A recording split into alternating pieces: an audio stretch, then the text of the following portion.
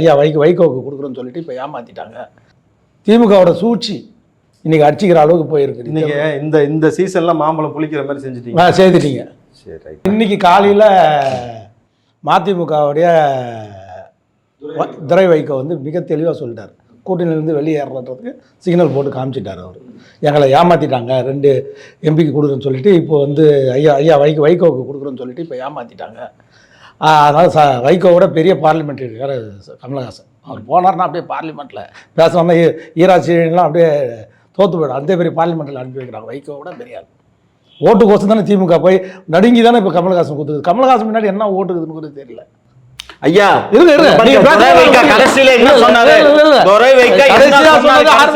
நாங்க திராவிட முன்னேற்ற கழக கூட்டணி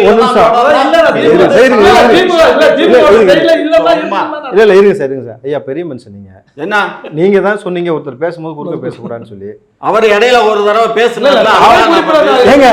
என்ன பலிக்கு பலியா? ஆமா, இது விவாதங்க. இருங்க, ஒரு பலிக்கு பலிதான் சார். நீங்க பேசுங்க. அவர் ஒரு செங்கல் போய் ஏற்கனவே நம்ம சொன்னோம், பல இதில் ஊடகத்தில் சொல்லியிருக்கிறோம். வைகோவும் திருமாவும் இந்த 2026 திமுகவோட கூட்டணியில் நிலைக்க மாட்டாங்கன்னு. அதுக்கான வெளிப்பாடு இன்னைக்கு வந்துடுச்சா?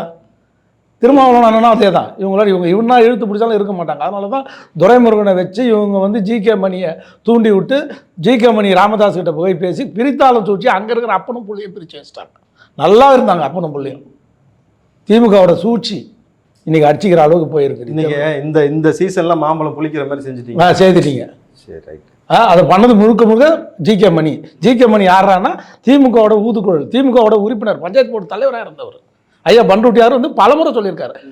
அவங்க வீட்டு கல்யாணத்துக்கு போகும்போது ஃபங்க்ஷனுக்கு போகும்போது திமுக கொடி தான் போட்டுன்னு இருப்பார். அவர் என்னைக்காவது அவை குறிப்பில் திமுகவை எதிர்த்தோ சட்டமன்றத்தில் ஒரு நாள் கூட பேசுறதே கிடையாது.